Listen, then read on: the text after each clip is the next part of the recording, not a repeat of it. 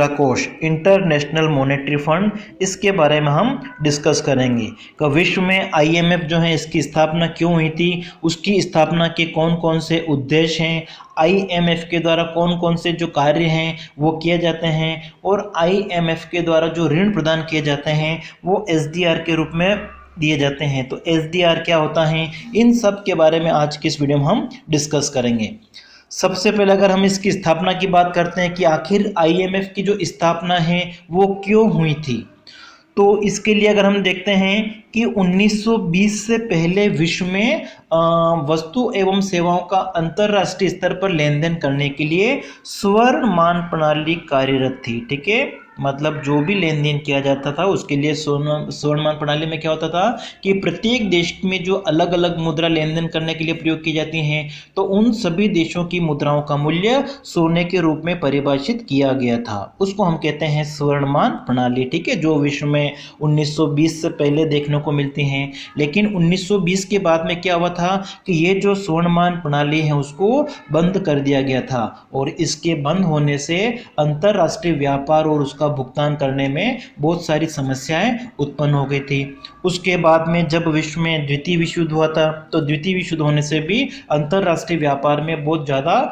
अव्यवस्था हो गई थी। विदेशी मुद्रा जो थी उसका लेन देन करने में बहुत सारी कठिनाइयों का सामना करना पड़ रहा था, क्योंकि द्वितीय विश्व युद्ध के बाद में बहुत सारे देशों ने आयात और निर्यातों पर बहुत प्रकार के प्रतिबंध लगा दिए थे। तो विश्व व्यापार में, अंतरराष्ट्रीय व्यापार में बहुत सारी समस्याओं का सामना करना पड़ा था। साथ ही साथ अगर हम देखते हैं कि 1930 के दशक में विश्व में जो आर्थिक मंदी की स्थिति आई थी, तो उस आर्थिक मंदी की स्थिति आने से भी अंतरराष्ट्रीय व्यापार में बहुत सारी कठिनाइयां उत्पन्न हो गई थी, बहुत सारी समस्याएं उत्पन्न हो गई थी।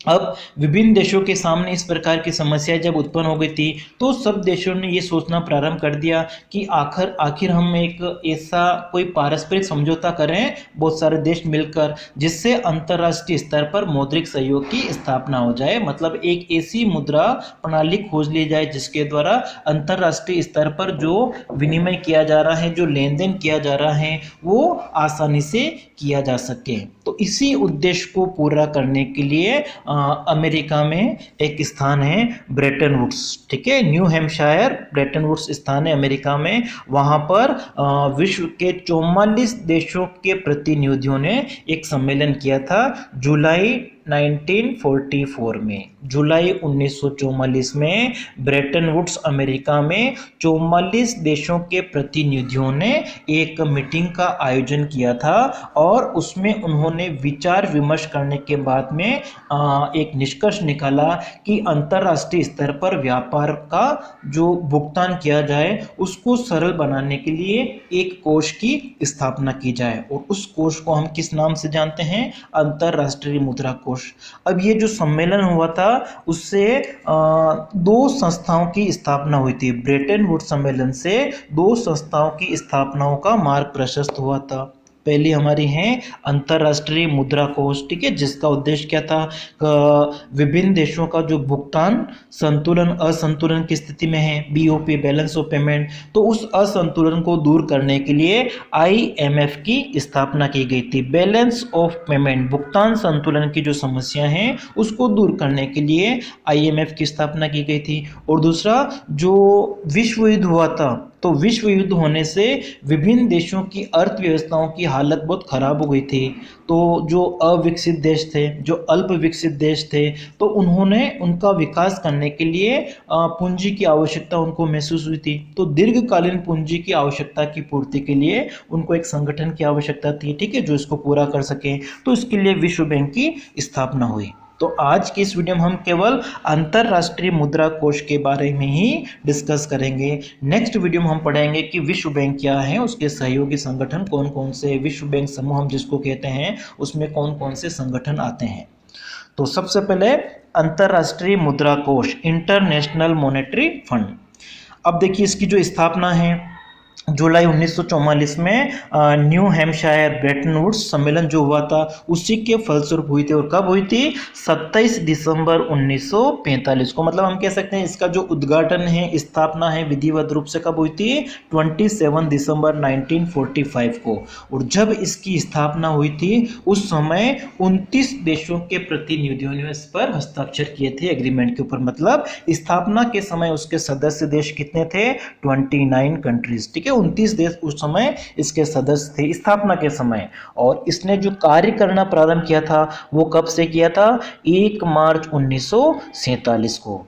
स्थापना हुई थी 1945 में, कार्य करना इसने प्रारंभ किया था 1947 से। और इसका जो मुख्यालय है वो कहाँ पे है? वॉशिंगटन डीसी में, अमेरिका में। और ये भी एक तरह से संयुक्त राष्ट्र की संस्था, हम कह सकते हैं इसको यूएन की संस्था है। वर्तमान समय में इसके जो सदस्य देश हैं, अक्टूबर 2019 के अनुसार हम देखते हैं तो इसके सदस्य देशों की संख्या कितनी है? 189। वर्तमान में इसके 189 सदस्य देश हैं। और अंतिम सदस्य देश जो इससे जुड़ा है 2016 में वो है नॉर्वे। ठीक है, तो अभी कुल मिलाकर हमारे पास में, मतलब हम कह सकते हैं कि वर्तमान समय में इसके सदस्य राष्ट्र कितने हैं? 189 कंट्रीज है। वर्तमान समय में इसकी जो प्रबंध निदेशिका है, महिला है, बुल्गारिया की क्रिस्टलिना जॉर्जीवा। ठीक है, उन्होंने अपना जो कार्यभार है वो कब संभाला है? अभी वर्तमान समय में 1 अक्टूबर 2019 से। और अगले 5 वर्षों तक ये प्रबंध निदेशक रहेगी। मतलब प्रबंध निदेशक जो होता है उसका कार्यकाल कितना होता है? 5 वर्ष तक के लिए होता है। तो अभी वर्तमान में जो इसकी प्रबंध निदेशिका है, एमडी है, वो कौन है? क्रिस्टलिना जॉर्जीवा, जो 1 अक्टूबर 2019 से अभी बनी है। भारत के जो डायरेक्टर हैं इसमें, ठीक है, वो कौन है? सुरजीत भल्ला। इन्होंने भी अपना कार्यभार जो है वो अक्टूबर 2019 से ही संभाला है। अब हम देखते हैं कि इसकी जो स्थापना है वो क्यों हुई थी। जैसे हमने प्रारंभिक उद्देश्य तो हमने देख लिया था, ठीक है, लेकिन इसको हम अलग अलग बिंदुओं के आधार पर समझने का प्रयास करते हैं कि जो अंतर्राष्ट्रीय मुद्रा कोष का जो एग्रीमेंट हुआ था, उसका जो समझौता पत्र है, उसके अनुसार इसकी स्थापना के कौन कौन से उद्देश्य हैं। तो सबसे पहला इसका उद्देश्य है अंतर्राष्ट्रीय मौद्रिक सहयोग की स्थापना करना। जैसे हमने प्रारंभ में पढ़ा था कि अंतर्राष्ट्रीय मुद्रा कोष की जो स्थापना है वो किस कारण से हुई थी? कि विश्व युद्ध के बाद में विभिन्न देशों की अर्थव्यवस्थाओं की जो हालत है वो खराब हो गई थी और अंतर्राष्ट्रीय व्यापार में उनको बहुत सारी समस्याओं का समाधान करना पड़ रहा था। तो उन देशों ने महसूस किया कि एक ऐसी अंतर्राष्ट्रीय मौद्रिक संस्था होनी चाहिए जिसके द्वारा परस्पर जो संबंध लेन देन किए जा रहे हैं, जो समस्या उनको दूर किया जा सके। तो उन समस्याओं को दूर करने के लिए IMF की स्थापना की गई। ठीक है, इसका एक जो विशेषज्ञ दल होता है वो इन मौद्रिक समस्याओं को दूर करने के लिए समय समय पर सुझाव देता है। दूसरा जो उद्देश्य है वो है अंतर्राष्ट्रीय व्यापार है उसको बढ़ावा देना। IMF की स्थापना का दूसरा प्रमुख उद्देश्य है संतुलित अंतर्राष्ट्रीय व्यापार को बढ़ावा देना। जैसे द्वितीय विश्व युद्ध हुआ था उसके बाद में या उस समय बहुत सारे देश थे, उन्होंने क्या किया था? आयात और निर्यातों पर विभिन्न प्रकार के प्रतिबंध लगा दिए थे, चाहे वो राजनीतिक कारण से हैं या अन्य किसी कारण से है। तो इससे अंतर्राष्ट्रीय व्यापार की जो मात्रा है वो बहुत कम हो गई थी। तो ऐसी स्थिति में सभी देशों ने सोचा कि एक ऐसी संस्था की स्थापना की जाए जो इस प्रकार के प्रतिबंधों पर निगरानी रखें, मतलब आराम से हम अंतर्राष्ट्रीय व्यापार को मतलब व्यापार में वृद्धि की जा सके। तो इसी उद्देश्य को पूरा करने के लिए IMF की स्थापना की गई। जो IMF है, ठीक है, वो जो भी इसके सदस्य राष्ट्र बने हैं वो बिना किसी कारण के अंतर्राष्ट्रीय लेन देन भुगतान पर किसी प्रकार का प्रतिबंध नहीं लगा सकते हैं। ठीक है, इसके लिए उसको IMF की अनुमति लेनी पड़ती है। नेक्स्ट जो है उद्देश्य वो है विनिमय दरों में स्थिरता लाना।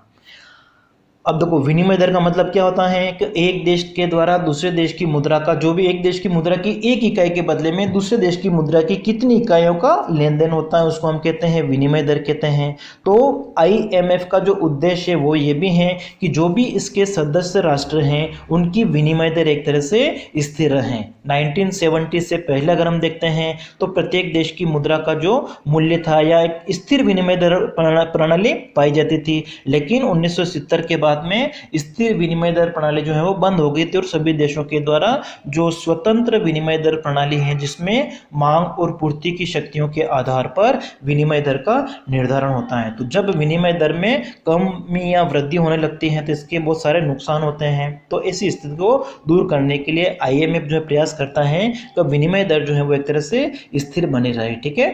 और अगर विनिमय दर में कमी आ जाती है तो IMF जो है उसको समय समय पर उस देश को सलाह देता है और आवश्यकता पड़ने पर मुद्रा को भी उधार देता है ताकि विनिमय दर में एक तरह से स्थिरता बनाई रखी जा सके। नेक्स्ट उद्देश्य इसकी स्थापना का वो है बहुमुखी भुगतान या बहुउद्देशीय प्रणाली। अब देखिए, अंतरराष्ट्रीय व्यापार करने के लिए हमको विदेशी मुद्रा की आवश्यकता होती है, लेकिन सभी देशों में जो विदेशी मुद्रा होती हैं वो अलग अलग होती हैं। तो ऐसी स्थिति में उनको क्या करना पड़ता है, एक देश की मुद्रा को दूसरे देश की मुद्रा में परिवर्तित करना पड़ता है, लेकिन सभी मुद्राएं आपस में परिवर्तनशील नहीं होती हैं। तो ऐसी स्थिति में हम देखते हैं कि इस प्रणाली को थोड़ा सरल बनाने के लिए मतलब बहुउद्देशीय प्रणाली हम कह सकते हैं, ठीक है, ताकि कि बहुत सारे देश आपस में अगर लेन देन कर रहे हैं तो वो बिना किसी एक देश की जो मुद्रा है, ठीक है, उसको आसानी से स्वीकार करने लग जाए, कहने का मतलब। तो इस प्रणाली की स्थापना की गई थी IMF की। फिर उसके बाद में है सदस्य देशों को आर्थिक सहायता देना। कभी कभी क्या होता है कि जो अविकसित देश हैं, अल्प विकसित देश हैं, तो उनका जो भुगतान संतुलन है वो असंतुलन की स्थिति में आ जाता है। तो उस भुगतान संतुलन को संतुलित करने के लिए भी समय समय पर आर्थिक सहायता दी जाती है IMF के द्वारा, ठीक है। आर्थिक सहायता मिलने से क्या होता है कि वो अपनी व्यापारिक स्थिति जो है उसको वो ठीक कर सकता है और भुगतान संतुलन को ठीक कर सकता है। नेक्स्ट हमारा है भुगतान शेष असंतुलन की अवधि एवं मात्रा को कम करना। जैसा कि अभी हमने देखा था कि भुगतान संतुलन जो होता है वो किसी अर्थव्यवस्था की महत्वपूर्ण मतलब वो दर्शाता है कि किसी देश का जो व्यापार है वो किस प्रकार का। अगर भुगतान संतुलन बिगड़ जाता है तो इसका मतलब क्या हो गया कि उस देश की जो स्थिति है वो बहुत खराब हो जाती है, उस पर बहुत अधिक आर्थिक भार पड़ने की संभावना होती है। तो ऐसी स्थिति में मुद्रा कोष जो है समय समय पर क्या करता है, इसका ध्यान रखता है और उसको ठीक करने के लिए प्रयत्न करता है। अगर मुद्रा कोष द्वारा भुगतान शेष का जो असंतुलन उसको दूर करने के लिए प्रयास किए जाते हैं तो ऐसी स्थिति में उस देश के ऊपर आर्थिक स्थिति जो आर्थिक संकट है वो थोड़ा कम पड़ेगा, मतलब संतुलन की जो अवधि है वो थोड़ी कम हो जाएगी, जो उसकी मात्रा है वो कम हो जाएगी ताकि वो देश अपना तेजी से विकास कर सके। तो ये उद्देश्यों को ध्यान में रख के विश्व में IMF की स्थापना हुई थी।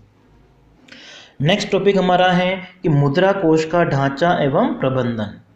मुद्रा कोष जो है IMF उसका स्ट्रक्चर और मैनेजमेंट किस प्रकार का है। तो मुद्रा कोष का जो मैनेजमेंट है, स्ट्रक्चर है, उसको 4 भागों में विभाजित हम कर सकते हैं, ठीक है। पहला उसका है प्रशासक मंडल है, उसके बाद में कार्यकारी निदेशक मंडल होता है, ठीक है, बोर्ड ऑफ एग्जीक्यूटिव डायरेक्टर हम कह सकते हैं। उसके बाद में इसकी अंतरिम समिति है और फिर विकास समिति है। तो सबसे पहले हम देखते हैं इसका प्रशासक मंडल, बोर्ड ऑफ गवर्नर्स।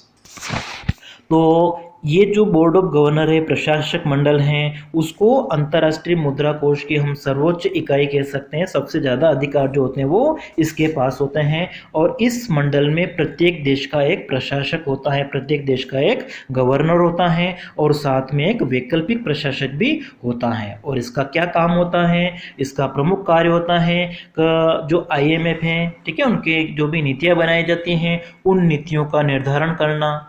जो भी देश इसके सदस्य बनते हैं उनका जो कोटा होता है, अभ्यंश होता है, उसमें समय समय पर इसमें संशोधन किया जाता है। अगर कोई नया राष्ट्र इसका सदस्य बनना चाहता है तो उसको प्रवेश देने का जो कार्य है वो इनके द्वारा किया जाता है। और साथ ही जो भी राष्ट्र इसके सदस्य हैं उनकी मुद्रा की जो विनिमय दरें हैं, समता दरें हैं, उनको निर्धारित करने का जो काम है। प्रत्येक देश की मुद्रा का मूल्य SDR में व्यक्त किया जाता है, ठीक है। तो इसके लिए प्रशासक मंडल कार्य करता है और वर्तमान समय में अगर देखते हैं तो वर्ष में इसकी एक बार मीटिंग होती हैं और इसकी बहुत सारी जो शक्तियां हैं, ठीक है, अधिकांश शक्तियां जो हैं वो किसके पास होती हैं, कार्यकारी निदेशक मंडल के पास में, बोर्ड ऑफ एग्जीक्यूटिव डायरेक्टर हैं उसके पास में ज़्यादा होती हैं। तो दूसरा हमारा है कार्यकारी निदेशक मंडल, बोर्ड ऑफ एग्जीक्यूटिव डायरेक्टर। ये क्या करता है कि आईएमएफ के द्वारा जो भी निर्णय लिए जाते हैं, तो निर्णय लेने वाली जो संस्था होती है वो कौन होती है? कार्यकारी या अधिशासी निदेशक मंडल हम कह सकते हैं। वो अब जो आईएमएफ है उसके सभी कार्यों का जो संपादन है वो इस मंडल के द्वारा किया जाता है। और वर्तमान समय में इसके 24 कार्यकारी निदेशक हैं, जिसमें 7 की नियुक्ति की जाती है, स्थायी होते हैं। और इनमें जो 6 निदेशक हैं वो सबसे अधिक कोटा वाले देश के, मतलब जिनका शेयर सबसे ज़्यादा है। तो 6 कौन कौन से देश हैं वो? अमेरिका, ब्रिटेन, जर्मनी, चीन, फ्रांस और जापान। और एक की जो नियुक्ति है वो किसके द्वारा की जाती है? सऊदी अरब के द्वारा, ठीक है, जिसके द्वारा जो अधिक दान दिया जाता है 2 देश, उनमें से एक देश कौन सा है? सऊदी अरब। तो 7 जो हैं वो एक तरह से इसके स्थायी सदस्य हम कह सकते हैं, जिनका अधिक कोटा होता है। भारत भी जैसे प्रारंभ स्थापना के समय इसका स्थायी सदस्य था, लेकिन उसके बाद में जब कोटे में परिवर्तन किया गया था अभ्यंश में, तो भारत का जो अभ्यंश है वो दूसरे देशों की तुलना में कम होने से वर्तमान समय में भारत इसका एक स्थायी सदस्य नहीं रहा है, ठीक है। इन 7 जो सदस्यों की हम बात कर रहे हैं उनमें ये भारत नहीं है। पहले था, जब स्थापना हुई थी संस्थापक सदस्यों के समय, उस समय हम कह सकते हैं कि वो स्थायी था। नेक्स्ट हमारी है अंतरिम समिति, ठीक है, जिसकी स्थापना है कब की गई थी? 1974 में। और अंतरिम समिति जो है वो एक तरह से क्या होती है? सलाहकारी संस्था होती है। जो प्रशासक मंडल होता है उसको समय समय पर सलाह देती हैं अंतर्राष्ट्रीय मौद्रिक प्रणाली के संदर्भ में, या सदस्य देशों का जो अभ्यंश है, ठीक है, उनका जो कोटा है वो कितना है उसके बारे में, या जो भी समझौता हुआ एग्रीमेंट उसकी जो धारा है, अगर उसमें किसी प्रकार का कोई संशोधन करना होता है तो समय समय पर सलाह देने का जो कार्य है वो अंतरिम समिति के द्वारा किया जाता है। और इसके 24 सदस्य होते हैं, ठीक है। प्रशासक मंडल के जो 24 सदस्य होते हैं वो अंतरिम समिति में होते हैं, और वर्ष में इनकी 2 बैठकें होती हैं। फिर नेक्स्ट हमारी है विकास समिति है, ठीक है, जिसकी स्थापना अक्टूबर 1974 में हुई थी। और इसका प्रमुख कार्य क्या होता है कि जो विकासशील देश हैं उनको जो भी सहायता दी जाती है उस पर सलाह देने का जो काम है वो विकास समिति के द्वारा किया जाता है। और इसके भी वर्तमान में 24 सदस्य राष्ट्र हैं, ठीक है, 24 सदस्य होते हैं इसके। और अंतर्राष्ट्रीय मुद्रा कोष और विश्व बैंक की ये संयुक्त समिति होती हैं। अब हम जानने का प्रयास करेंगे कि अंतर्राष्ट्रीय मुद्रा कोष जो है कौन कौन से कार्य करता है। अंतर्राष्ट्रीय मुद्रा कोष के कार्य, तो सबसे पहला इसका जो कार्य है वो है आर्थिक सहायता प्रदान करना। जो अंतर्राष्ट्रीय मुद्रा कोष है, किसी भी देश का अगर भुगतान संतुलन असंतुलन की स्थिति में होता है तो उस असंतुलन को दूर करने के लिए, भुगतान असंतुलन को संतुलित करने के लिए आर्थिक सहायता, जिसका भुगतान संतुलन विपक्ष में होता है उसको आर्थिक सहायता देने का जो कार्य है, उसको जो भी मुद्रा की आवश्यकता होती है उसको उपलब्ध कराने का जो कार्य है वो आईएमएफ के द्वारा किया जाता है। अब आईएमएफ जो है विभिन्न देशों को किस प्रकार की सहायता देता है? अगर किसी देश के सामने किसी प्रकार का राजनीतिक या कोई आर्थिक संकट आ जाता है तो संकट से उबारने के लिए मुद्रा कोष जो है वो अल्पकालीन समय के लिए सहायता देता है। जैसे भारत के संदर्भ में अगर देखते हैं कि भारत में 1983 में संकट आया था, उस समय अंतर्राष्ट्रीय मुद्रा कोष के द्वारा सहायता दी गई थी, ठीक है, एसडीआर के रूप में। फिर नेक्स्ट हमारा है सामयिक विनिमय की कठिनाई, सीजनल एक्सचेंज डिफिकल्टी, कि कुछ देशों की जो अर्थव्यवस्था होती हैं वो विदेशी व्यापार पर ही निर्भर होती है और उनका जो निर्यात होता है वो कुछ महीनों के लिए होता है। तो ऐसी स्थिति में अगर उनके पास में किसी प्रकार की कोई कठिनाई आ जाती हैं तब भी मुद्रा कोष जो है उनको सहायता करता है। फिर चालू भुगतान का संतुलन अगर असंतुलन की स्थिति में है, प्रतिकूल हो जाता है, तो उसको ठीक करने के लिए भी आवश्यक मुद्रा की व्यवस्था जो है वो आईएमएफ के द्वारा की जाती है। नेक्स्ट हमारा है स्थायित्व ऋण, स्टेबलाइजेशन लोन। अगर कोई देश आर्थिक स्थिति उसकी अगर खराब हो जाती है, दुर्बल हो जाती हैं, अगर संकट की स्थिति आ जाती है, उसको अगर किसी प्रकार की कोई कठिनाई उपलब्ध होती हैं तो उस समय आईएमएफ के द्वारा आर्थिक सहायता या तकनीकी सहायता हम कह सकते हैं वो उपलब्ध कराने का जो कार्य वो किसके द्वारा किया जाता है? आईएमएफ के द्वारा। तो इस प्रकार विभिन्न प्रकार की जो सहायता है, आर्थिक सहायता है, वो देने का कार्य अंतर्राष्ट्रीय मुद्रा कोष करता है।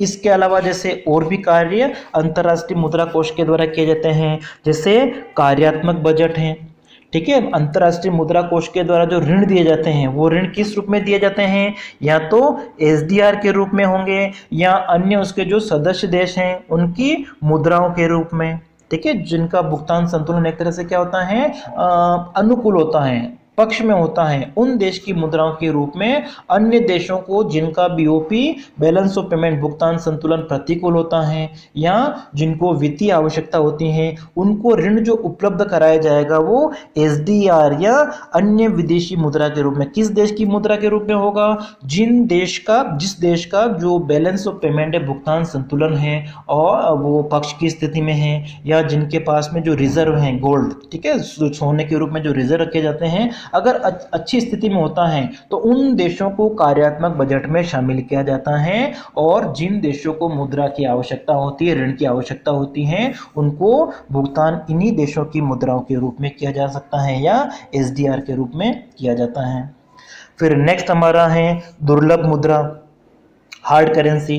दुर्लभ मुद्रा क्या होती हैं, ऐसी मुद्रा जिसकी मांग उसकी पूर्ति की तुलना में ज़्यादा होती है। जिस देश का भुगतान संतुलन अनुकूल होता है उस देश की मुद्रा की जो मांग होती है वो हमेशा ज़्यादा होती है। तो ऐसी स्थिति में उसको उपलब्ध कराने का जो कार्य है वो इंटरनेशनल मॉनेटरी फंड, अंतर्राष्ट्रीय मुद्रा कोष के द्वारा करता है, ठीक है। अगर जिस देश की मुद्रा की मांग ज़्यादा होती है उसकी व्यवस्था करने का जो काम है वो अंतर्राष्ट्रीय मुद्रा कोष करता है। अगर फिर भी अगर वो किसी कारण से माना कि उसका व्यवस्था अगर वो नहीं कर पाता है तो उसको अंतर्राष्ट्रीय मुद्रा कोष के द्वारा दुर्लभ मुद्रा घोषित कर दी जाती हैं, और ऐसी स्थिति में IMF को राशनिंग का अधिकार मिल जाता है। तो ये हो गया हमारा दुर्लभ मुद्रा। फिर नेक्स्ट हमारा है पुनर्क्रय, रीपर्चेज। पुनर्क्रय मतलब वापस खरीदना, कि देखिए कोई भी देश अगर IMF से अगर ऋण लेता है, उधार लेता है, तो ऐसी स्थिति में उसको क्या करना पड़ता है, अपने देश की जो मुद्रा है उसको बेचना पड़ता है और दूसरे देश की जो मुद्रा होती है उसको वो खरीदता है। कहने में उधार लेने का मतलब क्या हो गया, जैसे भारत अगर IMF से ऋण लेता है तो उसको क्या करना पड़ेगा, अपना रुपया उसको देना पड़ेगा और विदेशी मुद्रा की जो भी आवश्यकता है उसको वो खरीदता है। इसका मतलब क्या हो गया कि जो IMF है उसके बाद में उसके पास में हमारे देश की जो मुद्रा के भंडार है वो बढ़ जाएंगे, ठीक है, हमारा जो कोटा है, जो अभ्यंश है उसकी तुलना में बढ़ जाएंगे। लेकिन एक समय बाद हमको क्या करना पड़ता है, वापस हमारी जो मुद्रा है उसको खरीदना पड़ता है, ठीक है, जिसको हम क्या कहते हैं, रीपर्चेज। आवश्यकता पड़ने पर हमने अगर IMF से ऋण लिया है तो बदले में हमको उनको रुपया देना पड़ता है, और जब हम उसको वापस चुकाएंगे तो हमें क्या करना पड़ेगा, हमारा रुपया IMF से हमको वापस खरीदना आवश्यकता है, जरूरी एक तरह से। मतलब हमने अगर ऋण लिया है हमारी मुद्रा देकर, रुपया देकर, तो उसको हमको 5 वर्ष के अंदर अंदर वापस खरीदना अनिवार्य होता है। अब देखिए हमने जो ऋण लिया है 5 वर्षों तक अगर हम उसका यूज़ करते हैं तो ऐसा माना जाता है कि कोई देश क्या कर रहा है, इस अवधि में अगर विदेशी व्यापार करेगा तो ऐसी स्थिति में वो विदेशी मुद्रा कमाएगा, और जो वो विदेशी मुद्रा कमाएगा उससे वापस IMF को लौटाकर उसका जो रुपया है वो वापस खरीद लेगा, ठीक है। इसको हम क्या कहते हैं, पुनर्क्रय कहते हैं। और अगर ऐसा संभव नहीं हो पाता है, अगर कोई देश अपनी मुद्रा को वापस नहीं खरीद पाता है तो उसको बदले में सोना देना पड़ता है, सोना देकर उसको वापस अपनी मुद्रा खरीदनी होती है। इसको हम कहते हैं रीपर्चेज। नेक्स्ट जो कार्य वो है ऋण एवं ऋण वचन।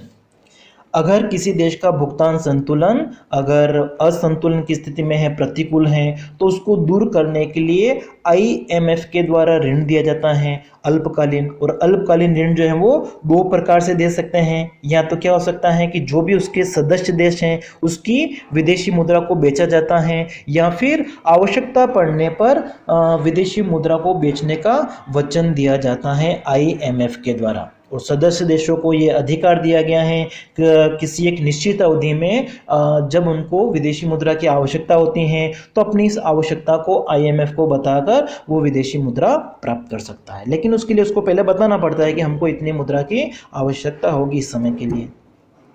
नेक्स्ट कार्य वो है हमारा प्राविधिकी या तकनीकी सहायता, टेक्निकल असिस्टेंट। तो मुद्रा कोष जो है, अंतर्राष्ट्रीय मुद्रा कोष समय समय पर क्या करता है, जो भी इसके सदस्य राष्ट्र हैं उनको समय समय पर तकनीकी सहायता उपलब्ध कराता है, और इसके लिए अपने जो भी तकनीकी सलाहकार होते हैं, समय समय पर इन देशों को भेजता है, ठीक है। जो भी इसकी मांग करते हैं, इनका जो विशेषज्ञ होता है वो संबंधित देशों में जाकर वहाँ पे कुछ समय के लिए लेता है, कम से कम उनको 7 दिन और अधिक से 1 वर्ष तक की अवधि में अपने कार्यों को पूरा करने के लिए विशेषज्ञों का जो दल है वो वहाँ पे जाके उस देश में रहता है, अपनी सलाह देता है, ठीक है।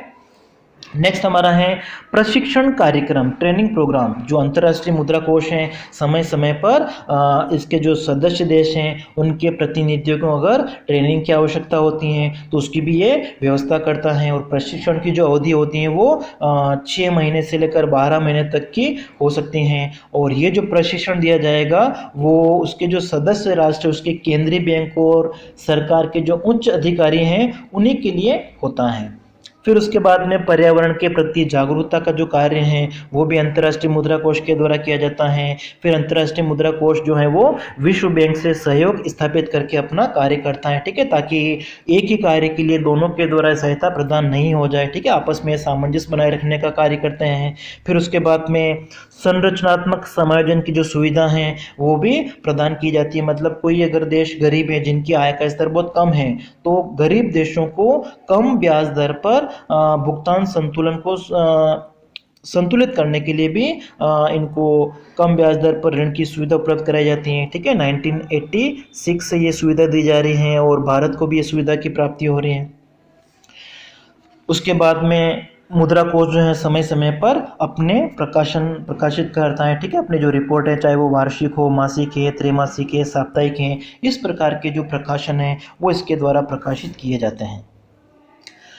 नेक्स्ट हमारा जो टॉपिक वो है कि अंतर्राष्ट्रीय मुद्रा कोष अपने कार्यों को पूरा करने के लिए वित्तीय संसाधनों की किस प्रकार से व्यवस्था करता है, ठीक है। इनके पास में फाइनेंशियल रिसोर्सेज जो है वो किस प्रकार से आते हैं, मतलब जब ये पैसा उधार देता है तो इनके पास में मुद्रा आती कहाँ से है, ठीक है। मुद्रा कोष के वित्तीय संसाधन कौन कौन से होते हैं, तो जैसा कि हमने पढ़ा था कि कोई भी राष्ट्र अगर IMF का सदस्य बनना चाहता है तो सदस्य बनने के लिए उनको क्या करना पड़ता है, सदस्यता शुल्क देना पड़ता है, ठीक है। इसके लिए प्रत्येक देश का जो अभ्यंशीय कोटा है वो निश्चित कर दिया जाता है और जो भी कोटा निश्चित किया जाता है उसका 25% अंतरराष्ट्रीय रिजर्व परिसंपत्तियों में गोल्ड के रूप में देना पड़ता है और 75% जो है वो देश अपने देश की जो करेंसी है उसके रूप में दे सकता है। और प्रत्येक 5 वर्षों में इस कोटे का पुनरीक्षण किया जाता है, अभ्यंश में कमी वृद्धि की जा सकती है, अगर आवश्यकता पड़ती है तो इसमें वृद्धि भी की जा सकती है।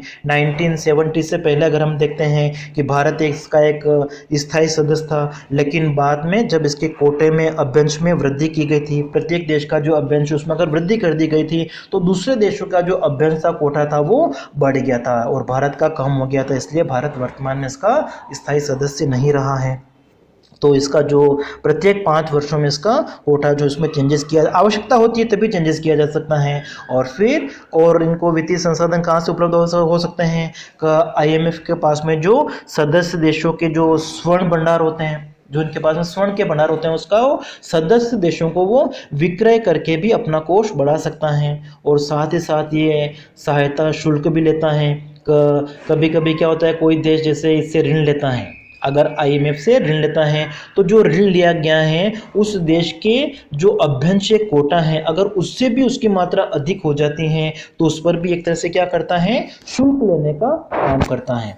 मुद्रा कोष के द्वारा जो भी सहायता उपलब्ध कराई जाती है उस सहायता पर प्रारंभ में इसकी स्थापना के समय तो ये 0.5% ही शुल्क था, ठीक है, बहुत कम था। लेकिन 84 के बाद में अगर हम देखते हैं तो ये जो शुल्क है वो कितना कर दिया गया था, 7% वार्षिक कर दिया गया था, ठीक है, जो प्रत्येक वर्ष के लिए समान होता है। और अगर किसी देश की स्थिति है, ठीक है, अगर उसका ऋण बकाया रह जाता है उसको 5 वर्ष में चुकाना अनिवार्य होता है, लेकिन 5 वर्ष से अगर उसकी समयावधि ज़्यादा हो जाती है तो ऐसी स्थिति में उस देश को उस मुद्रा कोष IMF से विचार विमर्श कर दिया जाता है और IMF उसको सुझाव देता है कि वो सरलता से अपना जो ऋण है वो चुका सके।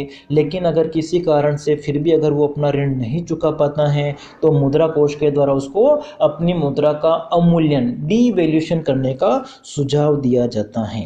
तो इस तरीके से मुद्रा कोष के पास में वित्तीय संसाधन आते हैं।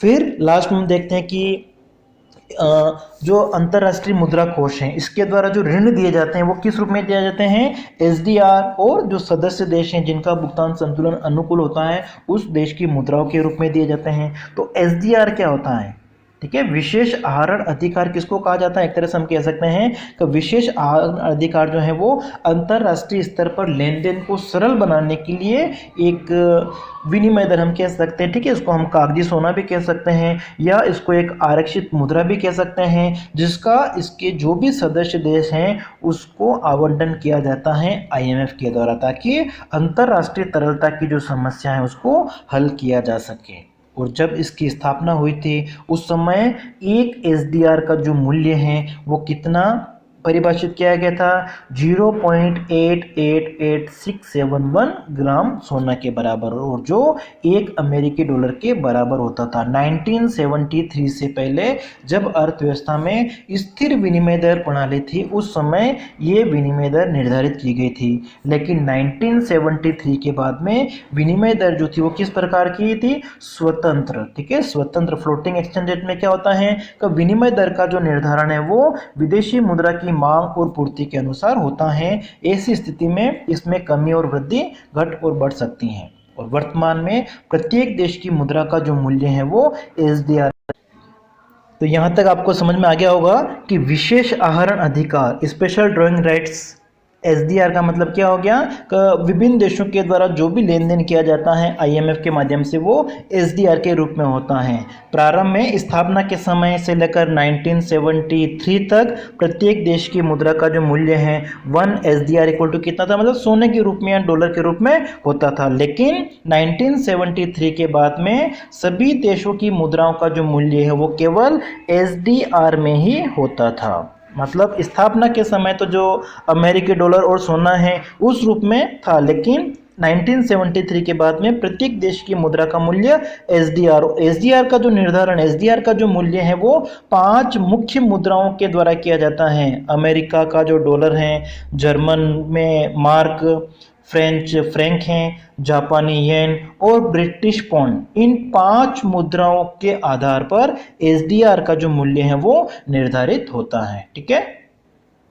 अब देखिए भारत की अगर बात करें हम तो अंतर्राष्ट्रीय मुद्रा कोष से भारत को क्या क्या लाभ हुए हैं। हम जानते हैं कि जब इसकी स्थापना हुई थी अंतर्राष्ट्रीय मुद्रा कोष की तो 1944 में ब्रेटन वुड्स सम्मेलन हुआ था, तो वहां पर 44 देशों के प्रतिनिधियों ने भाग लिया था, उसमें से भारत भी एक था। और भारत ने जब प्रारंभ में 29 कंट्रीज ने साइन किए थे तो भारत भी उसमें से एक सम्मिलित था। इसका मतलब क्या हो गया कि अंतर्राष्ट्रीय मुद्रा कोष का भारत एक तरह से स्थायी संस्थापक सदस्य हम कह सकते हैं। और प्रारंभ में इसके जो अभ्यंश थे, कोटा थे, वो ज़्यादा थे, मतलब जो 5 देश थे बड़े जिनके कोटा ज़्यादा थे उनमें से भारत भी एक था, और इसी कारण संचालक मंडल में भारत को स्थायी स्थान दिया गया था। लेकिन 1970 के बाद में उस कोटे में जब परिवर्तन किया गया था, अभ्यंश में परिवर्तन किया था, तो दूसरे देशों का जो कोटा है वो भारत की तुलना में ज़्यादा हो गया था, और इसी कारण संचालक मंडल में भारत की जो स्थायी सदस्यता थी वो समाप्त हो गई। लेकिन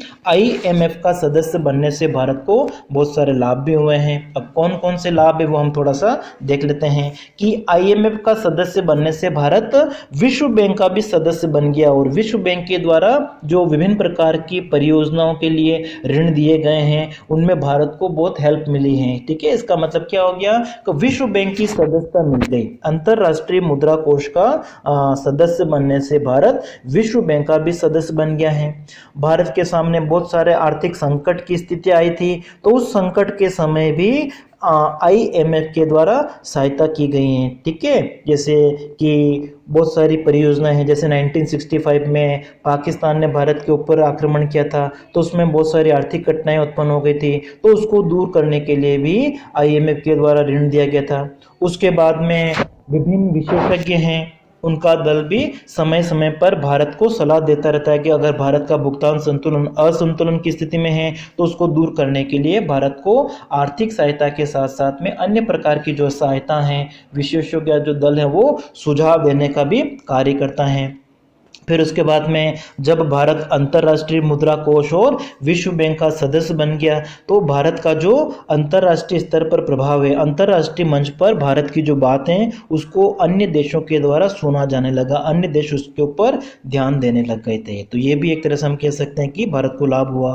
फिर भारत में जो आर्थिक उदारीकरण का दौर प्रारंभ हुआ था 1991 में, जिसका प्रमुख कारण क्या था कि 1980 के दशक में भारत के सामने विदेशी मुद्रा का जो भंडार था उस पर संकट आ गया था, मतलब विदेशी मुद्रा के भंडार एक तरह से कम हो गए थे। तो इस संकट को दूर करने के लिए आईएमएफ के द्वारा भारत को सुझाव दिया गया था कि भारत क्या करे, एक तरह से उदारीकरण की जो नीति है उसको अपनाए, और उदारीकरण की जो नीति है उसको अपनाने से ही भारत के पास में विदेशी मुद्रा के जो भंडार है उसके कोष में वृद्धि हुई। तो इस तरीके से हम कह सकते हैं कि अंतर्राष्ट्रीय मुद्रा कोष की स्थापना से भारत को बहुत सारे लाभ मिले हैं। भारत ने अपने विकास की गति को तेजी से तेज करने के लिए अधिक मतलब बहुत प्रकार के जो ऋण है वो यहाँ से मिले हैं।